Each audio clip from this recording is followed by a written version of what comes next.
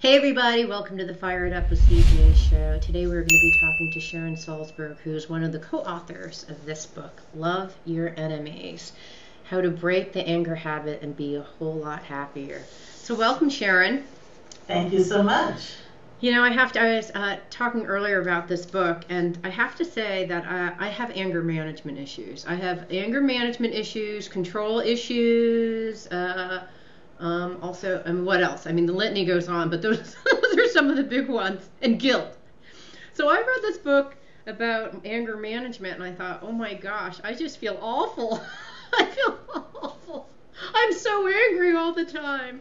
So I wanted to talk about in the very beginning, and I thought what we would use is, talk generally about anger, and then talk about Ferguson as an example of, how that's manifesting a lot of anger in a lot of different people, and use some of the ideas in your book because I think they're completely relevant to talk about that, what's happening with that. So what is anger from your perspective?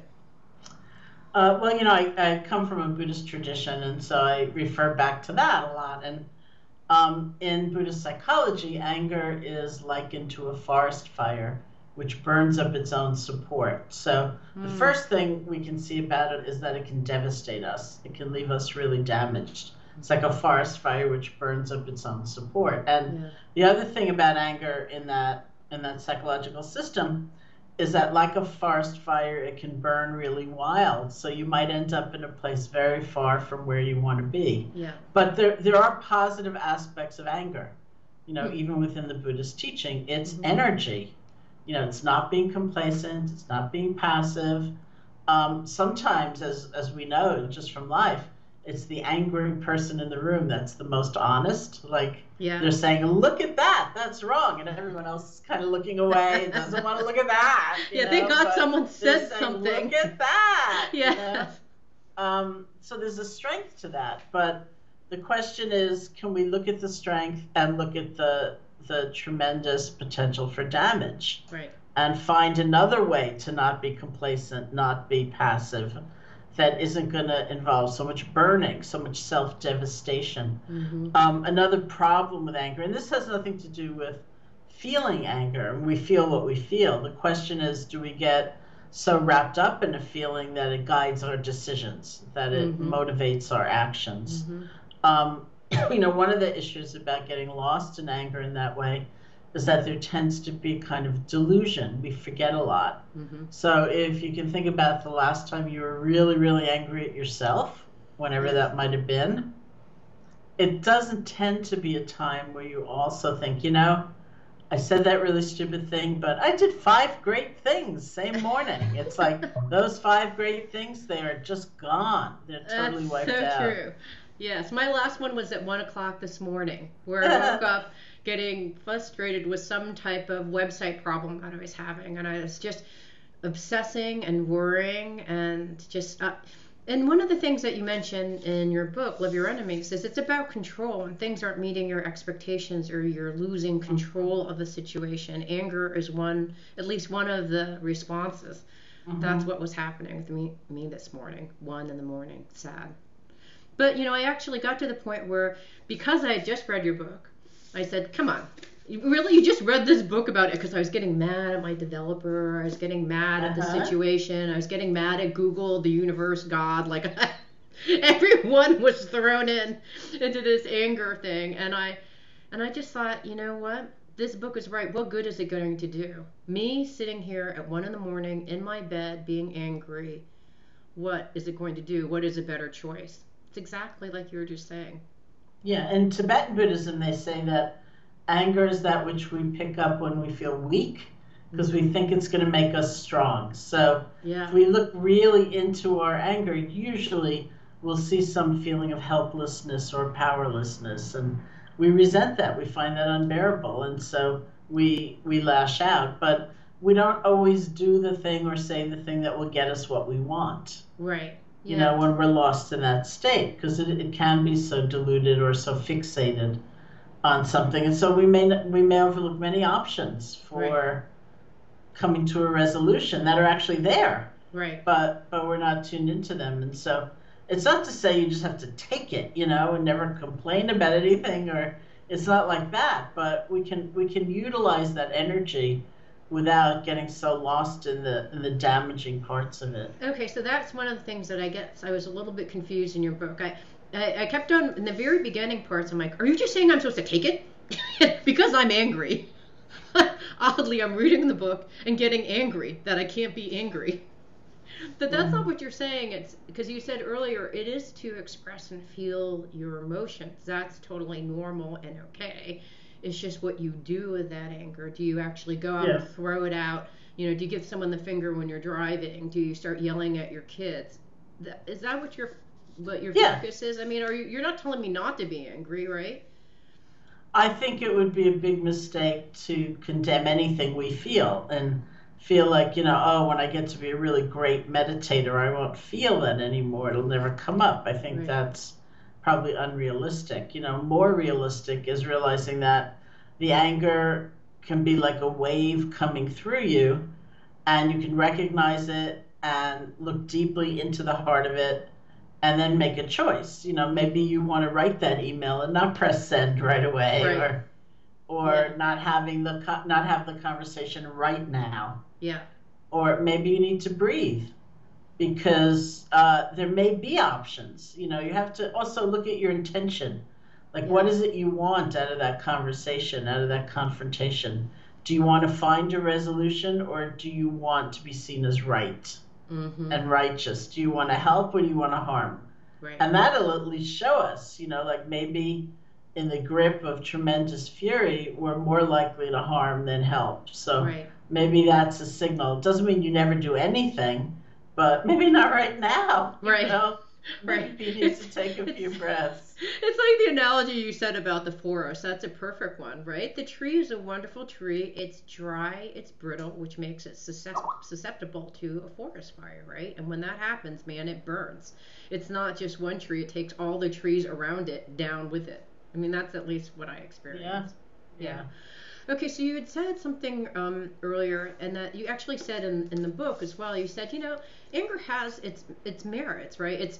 It's when people say, I'm angry, like you think about Ferguson. I mean, they're angry at the situation, and the abuse that they get from police. And so, what do you think is a positive part about being angry? Is it the motivation to do something, or? I think part of it is positive because it's motivating, it's awakening. Yeah. It's so easy to go through life in a dream. Yeah. But then, there comes the question of what's a skillful, to the best of our ability to assess, what's a skillful expression or manifestation. Right. Like I had one of those Thanksgiving experiences that's kind of classic, where I ended up in a conversation with somebody that I had met him that night for the first time. Somebody else's family member. Yeah. Who had a very different perspective on things like Ferguson, and I was like, isn't that interesting? Yeah. And it's like a good human being with a very different point of view. So I didn't see the benefit of lashing out at him, right, so much as kind of asking some questions or getting curious. Right, expressing my own perspective, but in a gentler way. I mean, it wasn't a situation where we were, we may likely never see each other again, and but I didn't think it was that skillful to why get in yelling? You're full. It's like, you suck. Happy Thanksgiving, everyone. That wouldn't have been good. It's like a movie or something. Right? It's what you expect.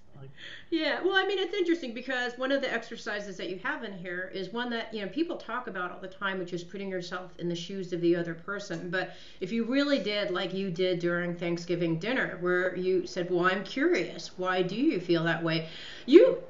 It's funny, and maybe because I'm a mediator and I've been in court before mediating, that I can literally see all sides and can be convinced, or maybe I'm gullible or open or all of the above. But when I listen to someone's perspective, I was once on a plane with a guy from Montana. He's a farmer. And he said, well, I don't think gay people should get married and have kids. And I have an aunt and a sister-in-law that are gay, and they have kids, and I just like every part of me wanted to get mad about it. And I said, okay, I'm just curious, what about that makes you mad? And he said, well, I think it offends like all ways that I think about marriage, and it's not making marriage a sanctified event. And I said, in what way does it? And he's like, well, if that's marriage, and then how can my thing be marriage? And I said, well, why can't it be both, that those both things are marriage? And he's like, well, I don't know. And I'm like, well, what would it happen if you did? We were talking, and then and at the end I actually could see his point of view. I mean, if he really, like, I don't see it as violating the sanctity of marriage, but in how he felt was that it really did, like, it hurt him inside, and it hurt his sense of marriage inside, which is totally fair. And I thought, interesting. Now I understand your perspective, that, and from a certain, if I go into standing in your shoes, I get it. And then he actually said, I can see how gay parents, if they love their children, would be just as good parents as two heterosexuals. And I was like, okay, if I can get a Montana farmer to turn around in an hour and a half, and the two of us walked out of the plane being richer from that experience. So I think it's possible, right? It's like you said, get curious. Possible. I mean, one of the many difficulties for me around Ferguson is that, we just had an election in which almost nobody turned out to vote, relatively speaking. Mm-hmm. It was the lowest turnout in over 70 years. Mm-hmm. And, there are avenues of empowerment that we may not be using. And then not using them is very consequential. Mm-hmm. And then to just kind of react from that sense of powerlessness also means we may not be really looking at our options, Yeah. Channel that outrage in some way that actually can make a difference, rather than, I understand it, but, in the end, it's not tactically very smart, just to rage. It's hard. I'm literally all over the place with the Ferguson one, because I read the articles, and I'm like, yeah, I'd be pretty pissed off too if someone, saw someone with their arms up and then got shot. It's like, what the heck? What is going on? What the police are profiling, like all those kind of things, as someone who's a minority, and it gets profiled for all sorts of things, being intelligent, not letting kids get into the Ivy League school of their choice, whatever, right? I don't have necessarily profiles that harm me, but I think if I were African American, I really would just be angry. I just saw this video that people were sharing on Facebook of this woman just swearing at this guy in just this deplorable way, and it literally made me feel sick. I had to turn it off because I was feeling nauseous after she was just doing all these racial slurs. And I can see, if it were me receiving those racial slurs, because I was just listening to it, and it was a sickening kind of effect. So I can see that.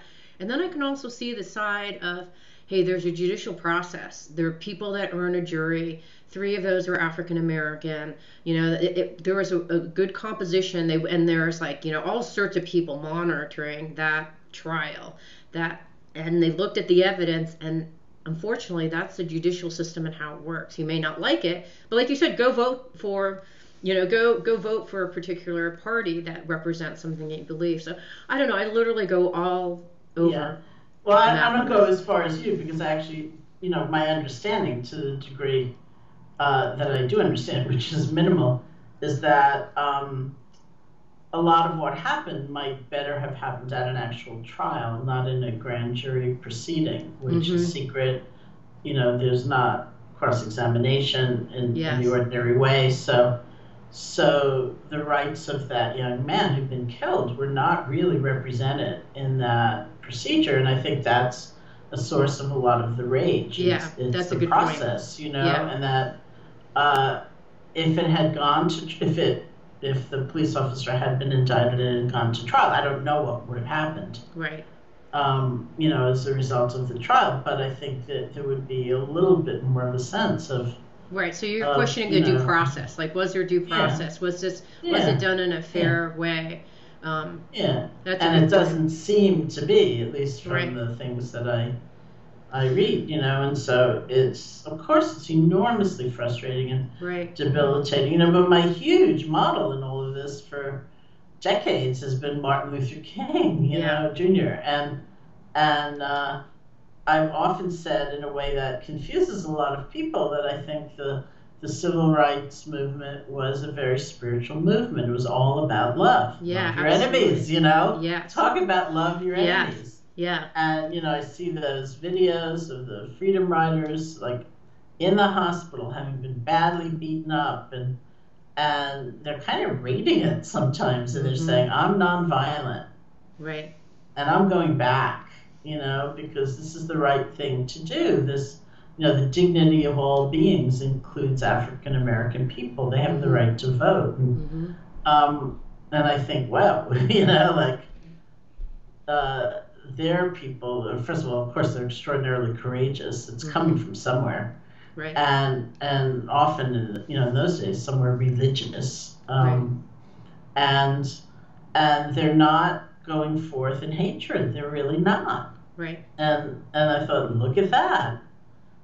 It's kind of remarkable. And, hard to do, though. Hard to do. Like Oh yes. I mean, it's one thing if you feel, you know, and if I were African American, I don't know how I'd feel, but I can imagine feeling really teed off, right? I mean, it would be like, oh, I love you, police officer. I mean, I love it. It would be really hard to turn that direction. So how does one? So in your book, you talk about the inner enemy, the outer enemy, the secret enemy, and then the super secret enemy. If you actually take those ideas and apply it to this Ferguson idea, how would those play out? Well, the formulation, the outer, inner, secret, and most secret, is a formulation from Tibetan Buddhism. So that was part of Bob's contribution to the exploration. And the outer enemy is obvious. You know, someone trying to harm you, someone who has harmed you, someone who you really feel enmity toward or you're afraid of. And police officers, you know. Yeah. In this case, it's police officers, I think, and just general treatment by the general public of ignorant white people, I think. Right? And then, and I think one of the things we wanted to be very careful of in writing a book like this, which is sort of more on the meditative side or spiritual side, is not to deny that people have enemies sometimes, you know, people who really have hurt them or have the potential to hurt them quite significantly. So that's the outer enemy.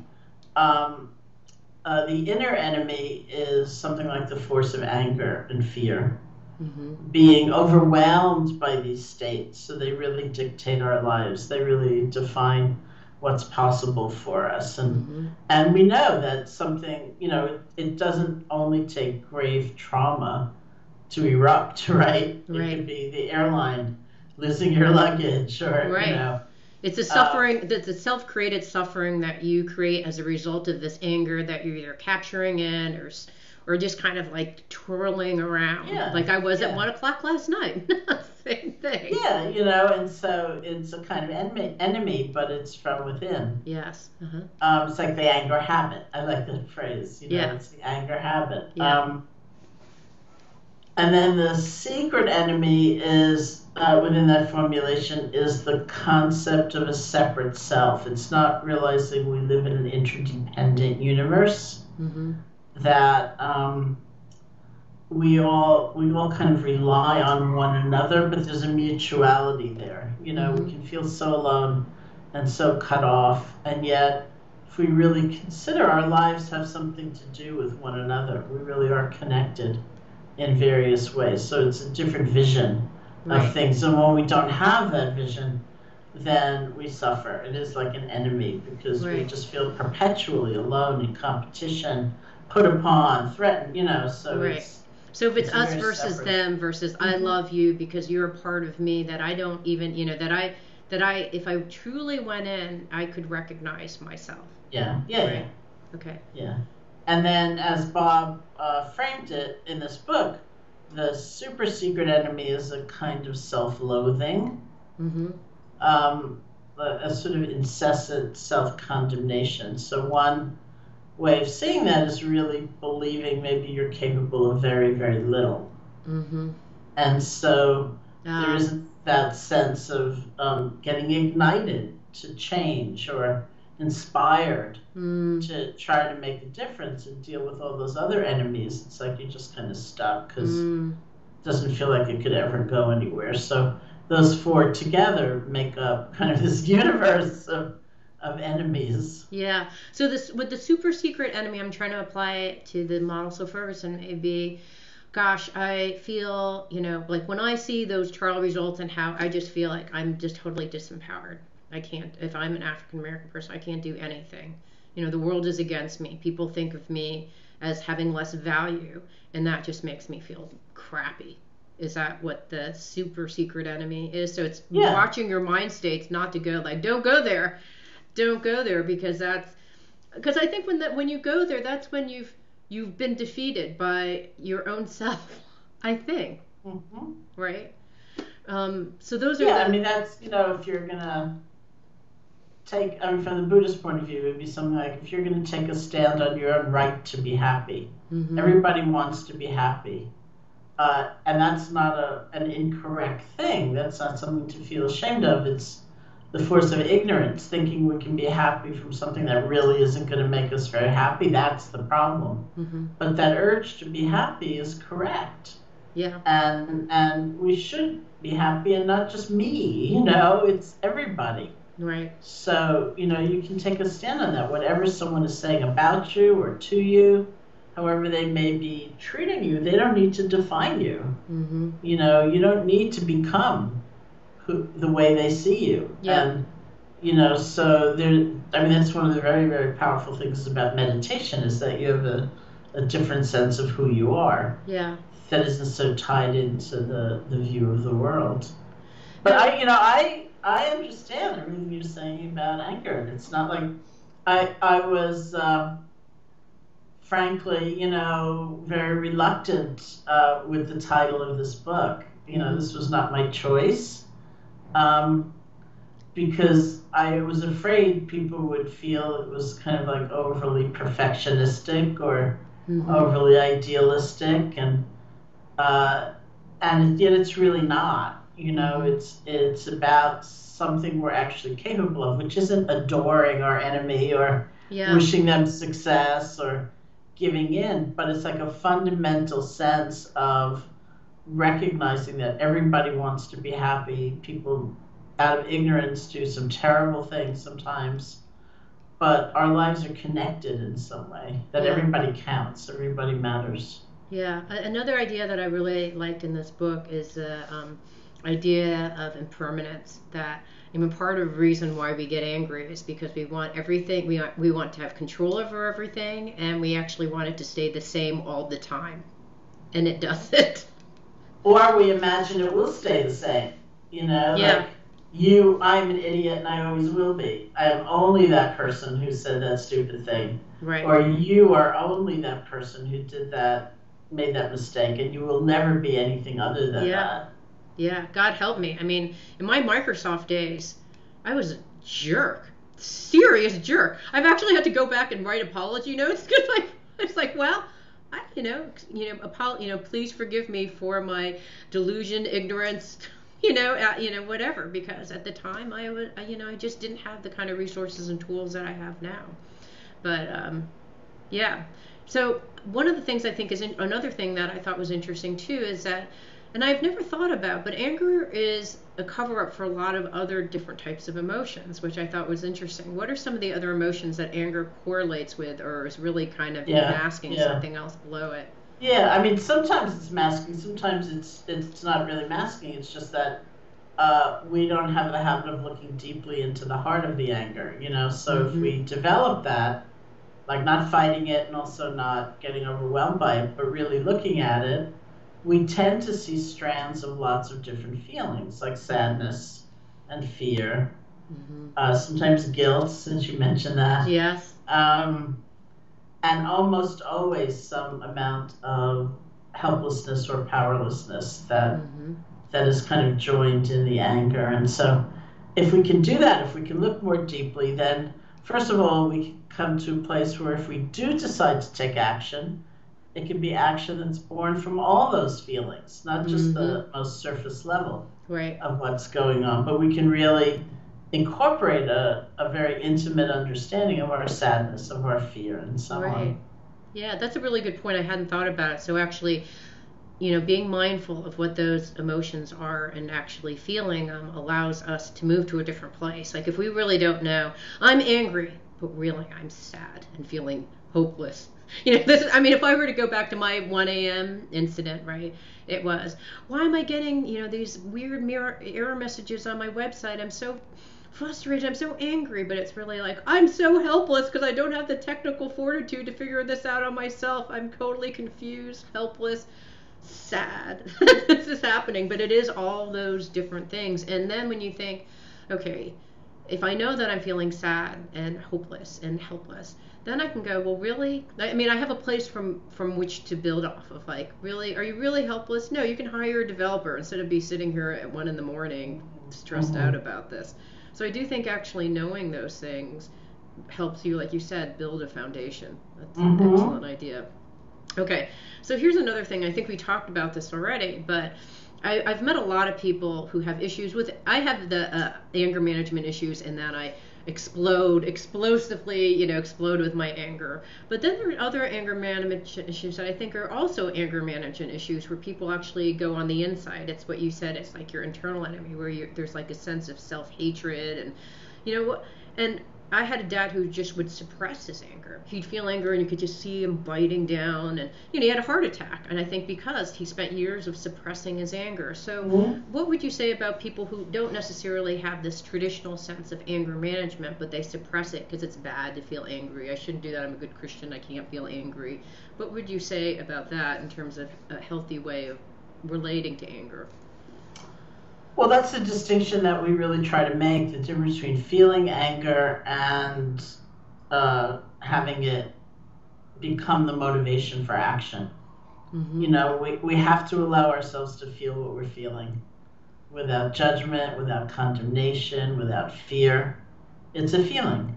Yeah. That's very different than being violent or hurtful in speech or damaging relationships, and when people conflate the two, then they want to allow themselves to actually feel what they're feeling because they think the consequences will be too terrible. And so that's the first step on wisdom, is really understanding we're going to work toward feeling everything mindfully, right? So it's like weather. Right. It's just weather passing through you. Right. And that's very strengthening. Right. Because if we can allow ourselves to feel it genuinely in that mindful way, then we might have different options about how to act. Maybe you want to be really fierce. You want to be really strong in some situation. You want a really clear boundary. Right. Maybe you want to figure out another way to communicate. Maybe you've learned in the past that if you just scream at people saying you're an idiot, you're not that likely to get what you want. Yes. Yeah. People stop working with you, or they, whatever it is. And so you might want to learn some skills about how to express things. But the first and really crucial step is allowing yourself to feel it. Okay, so let's actually take the example, and I don't know how angry you were during Thanksgiving dinner, and or maybe pick a different situation. But what runs through your head? Are you like, wow, I'm feeling tense. I know I'm getting angry, or what? What was running through your head when this was happening? I wasn't angry. That wasn't a. Oh, you wasn't angry? Okay, I wasn't angry. Do you even get angry anymore? Do you get angry? Sure. Okay, think about the last time you got angry, and tell me. I want to understand how a professional Buddhist would do this.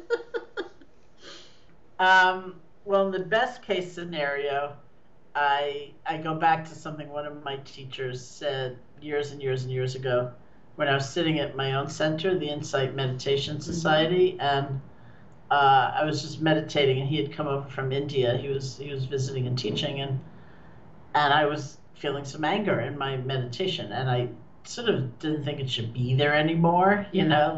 I've grown past this. Yeah, I've grown past it. I've been meditating for a few years, and I said something to him, and obviously I was disgruntled about what I Yeah. was going through, and he said, this is how you should relate to your anger. He said, imagine a spaceship has landed on the front lawn, and these Martians come out, and they come up to you, and they say, what is anger? What is anger? Not it's right, it's wrong, what am I Yeah. going to do about it, but what is it? What is this feeling? Yeah. So you start usually with the body, because it's the most concrete. Like, what am I feeling in my body? And then it's like you're watching the anger movie, not the particulars, but what are the feelings? Like, ooh, look at how much fear there is in there. Yeah, like for me, Look my at jaws, that's immediately, it's like, Uh-huh. yeah, ice jaws. Okay, what is it for you when you feel it? Or is it just like a feeling of fear? What is it for you when you feel it? Well, I mean, physically, it's usually in my chest, and I can feel like It's like a tightening. clenching. Yeah. But if I look into the strands of emotion that are in there, almost certainly it's some feeling of powerlessness, and sometimes fear, and sometimes sadness, and whatever. And so that would be what my effort would be before I decided whether to send the email or respond in a certain way, was to really be in touch with what I was feeling. And then sometimes right in there's a kind of intuition, like, because it's paired with looking at my motivation, like, what do I want to get out of this encounter? Yeah. Do I just want to, like, make them feel bad because I feel bad? Or do I want to try to come to a resolution? It could be anything, Right. But so you were meditating in the Insight Meditation Center, and it sounds like you were angry at a person. In that particular case, it was a particular person or the Buddha or whatever. But you were trying to figure out, like, okay, now what do I do with this? Now that I've understood it, I've kind of gotten all the subtle No, it's not even that labored. It's just like, once I'm in touch with it and I feel a balanced recognition of this is what's happening right now, then often there is a kind of intuition because it's paired with, I mean, this wasn't like a real thing. I wasn't about to have a conversation. This was something that was happening in my meditation, but it was like 30 some years ago, But if I was about to go into a meeting, or, it was like a real life situation, I would pair my awareness of what I was feeling with an awareness of my intention. Like, what do I actually want to see come out of this meeting? Right. This phone call. Right. This encounter, this confrontation, whatever it is. Right. And that's a pretty useful piece of information. Right. Because if what I want is just to say what I have to say and make the other person feel bad, there are ways of doing that. Right. If what I want is to come to a resolution or practice patience or compassion, there are ways of doing that. Right. And so I can know really what I want, where I'm coming from. Yeah. Yeah, it's funny because I had my 1 a.m. incident where I was kind of ticked off at everyone because I'm angry, and so I get ticked off at everyone. I get ticked off at myself, God, developers, Google, my developer. They're all thrown in there. And then I so wanted to go downstairs and send a message saying, here's what I think we need to, and just wail off. And then I thought, what good is that going to do? The guy is trying as hard as he can. Is that kind of additional pressure really going to end the result? The results are stop the errors. Is that kind of behavior going to really stop the errors? No, it's going to make him more anxious and make everything way worse. But at the same time, I'm thinking, well, I have a budget, and we've been blowing through the budget because, this guy doesn't really know how to deal with this technical error. And I thought, well, that's actually my main concern. If there's anything I can do, is I could say to him. So I wrote back this morning, like you said, it's like I waited for, another 12 hours to pass. And I wrote and said, here's the thing. I think that, I'm actually okay. I know that you're learning. I'm okay. I can be patient with your learning. But, I feel like I'm learning at my expense, and I have a budget. So I don't really know how to manage this right now because I have a budget, and I know you don't know how to do this. So I'm trying to figure out what we could do in terms of working out a solution within my budget. So it was one of those things that had I written it at 1 a.m, it would have been not so not as nice as that. And it wasn't as if I was that nice, you know. I mean, the mail that I wrote subsequently was saying, you know, I'm kind of upset because we haven't solved these problems. You've already spent a lot of time already solving these problems and nothing has been resolved. You know, so that's not mean, that's just factual. And I'm, you know, I'm sad. I would love for this to go away because it's affecting, my search results in Google. So, you know, those kinds of things. But it wasn't milquetoast and kind of like, oh, well, I know I shouldn't worry, but it also wasn't, bam. But I do think that time, and then also, I think it's really this book, because had I not, I don't know if I would have gone through that whole process had I not thought, like, what's happening here, CJ? Like, what are you doing? So, anyways, I think that's an excellent process to use. There's a bunch of different other meditations in this book, and I was wondering if you'd like to share one of them with us so that people can, you've already stepped us through a process, right?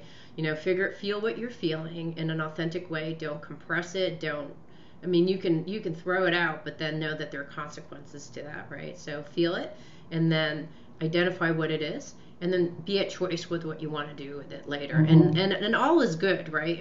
As long as you're aware of that, even if you go raging and make someone feel bad, as long as you're aware that you're doing that, that's one thing, right? That's what I'm hearing. It's probably not the best thing. I don't think it's the best thing, actually. I don't think it's quite the same, as making another choice, because those things are consequential. Yeah. You can't really say, well, at least I was raging at you mindfully, actions are consequential. Speech is consequential. It's very powerful. Okay, but you might make that choice, or you may just be overwhelmed, but it's consequential, so if people don't trust you, or they feel you're overreactive, or whatever it might be, So we had a recent thing in Seattle, and I'm sure in New York too. Some of the Ferguson folks actually sat in the malls, and they stopped one of our most popular malls from operating. And oh, God forbid, it's hard because the retail stores had to close 3 hours earlier because of it. I don't know what happened in New York, but that's what happened in Seattle. And then I thought, what the heck, this is and I felt mixed, because I thought, well, these poor businesses, this is the big day for them to make money. And I thought, but this is the perfect time to make a point. If you're going to make a point that people will feel, understand, and listen, this is the perfect time to do it. But what is that? Is that expressing in a good way? I thought yes, but then, I don't know. What do you think? I don't know. I don't know. I wasn't actually in New York, but I don't think there's an absolute good way, in that sense that I don't know if it was a good time for people to listen. Yeah, that's true. They're out trying to buy stuff. You're just talking tactics, Yeah, that's a good point. What's the correct tactic? I don't know. And there will always be a mix, and I guess you just try to have the most effective communication in the way that seems the best to you. But people make mistakes with tactics all the time. Yeah. So I think the point is that if you get overwhelmed by anger, and it's the anger that's guiding your action, then there are just consequences to that. Mm-hmm. Mm-hmm. And it's usually not that you're going to then feel very powerful. Mm-hmm. Mm-hmm. Because you've been overwhelmed, and people will feel the effects of your rage, and whatever, not want to work with you, not want to collaborate with you, not trust you, or whatever it might be. But that doesn't mean passivity. That's right. What is so confusing. It's really trying to understand what's the strength of having a point of view and a sense of principle, and taking a stand, and not just going by and letting things happen, but being very strong. But does that have to be done from a place of anger? Yeah. Both because of the damage, talk about a heart attack material, Right. To be perpetually raging is also not very healthy. Yeah, it's like anger. There's a quote in this book, Love Your Enemies, about anger. The only thing that can stop anger is love. I think that's the quote, approximately the quote. But really, that is the only thing. And I read it and I thought, that is profound and absolutely true. Anger can very seldomly quelch anger. It just accelerates it. It's the fire that you're talking about. It's just like now everything is burning in the fire. But love is the bomb to stop it all. It's the only thing, I think. Yeah. So in the last couple minutes, I know you have to go, but can you give us a quickie little meditation or something for us to? Sure. I mean, I think that kind of loving kindness, is the secret ingredient in any sort of meditation. Even like if you do, and we can do it together if you want. Sure. Yeah. The like foundational exercise in most meditation traditions, which is just feeling the breath. Mm-hmm. There's a sneaky little place where love comes in and compassion for yourself. So if you just sit comfortably, and you can close your eyes or not, however you feel most at ease, and let your attention settle on the feeling of the breath, the normal, natural breath, wherever you feel it most distinctly, like at the nostrils or the chest or the abdomen.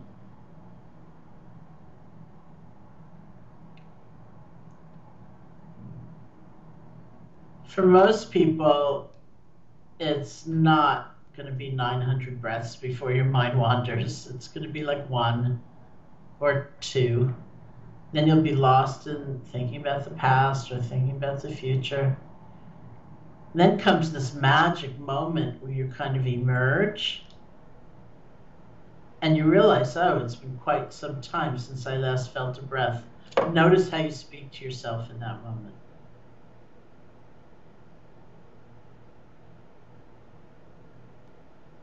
Your mind has wandered, you've gotten distracted, you've been lost, you've been scattered. Are you harsh with yourself? Do you feel like a failure? Do you yell at yourself? Do you condemn yourself? Or can you let go gently of whatever's distracted you, whatever's taken you away? And with some kindness towards yourself, actually begin again. Bring your attention back to the feeling of the breath.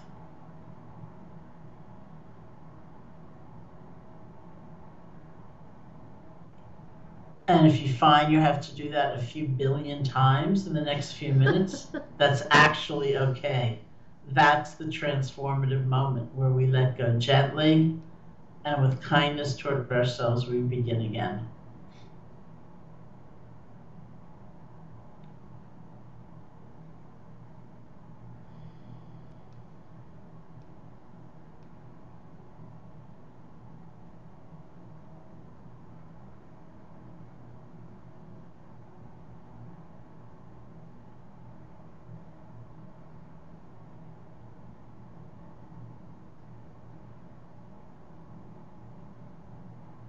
So that would be an example of love as the secret ingredient in the meditation practice. Yeah, and looking at your inner enemy, right? Do you condemn yourself? Which I often do. Like, oh God, your mind is all over the place. That's right. Yeah, versus like, it's okay, honey. Sometimes your mind's all over the place and it's all right. Yeah, you can start over. Just start over again. Yeah. I like it. That's very beautiful. Thank you so much for being here. Happy holidays. You're just a lovely person. Thank you so much. You know what I was thinking of when I was, I hope this doesn't make you feel uncomfortable, but as I was just thinking, when you said, what has your mind been thinking about? I'm like, oh, I love Sharon. Oh, thank you. I do. I just love you. You're a beautiful soul. Thank you so much for being on the show. And, folks, we're talking with Sharon Salzberg, who is a co-author of Love Your Enemies, How to Break the Anger Habit and Be a Whole Lot Happier. Any other closing words before we go? No, isn't it great that we can be a whole lot happier? That's encouraging. I know it is. I actually, and I have to say it works. It works if you can. I think this interview helps because you can say, yeah, you have permission. It's okay. And actually understanding all those 4 levels of enemies is actually, I think, super critical, because once you can read a bunch of spiritual texts and understand the ideas of impermanence, the fact that we're one, but when you actually integrate it all together in a book and something very real to someone's life experience, it makes a huge difference. So Thank you for putting this book together. You've helped people like me who are a raging angerholic. Well, thank you so much. Okay, all right. Blessings to you. Bye-bye. It means so much to me that you're listening to the show. Would love your support in any way by giving me comments below, or to subscribe to the show, or share the show with friends. Thank you again for your support. Love and blessings.